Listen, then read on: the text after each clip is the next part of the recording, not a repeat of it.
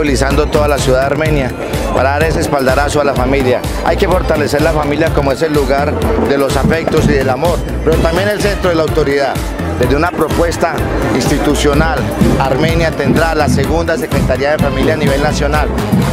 Consideramos de que es muy importante tener este grupo poblacional, atenderlos a todos los grupos poblacionales y el ciclo vital, desde la misma infancia, la adolescencia, la juventud, los adultos mayores, algunos grupos especiales como las personas con discapacidad, las etnias, las negritudes, el grupo LGTBI, en fin, todos estos grupos poblacionales enfocarlos desde una Secretaría de Familia para que tengamos mayor cobertura, para que las personas se sientan más protegidas, para que la institucionalidad vaya a las comunas y desde allí generar unas mejores acciones para solucionar muchos de los problemas que hoy aquejan a la familia en Armenia.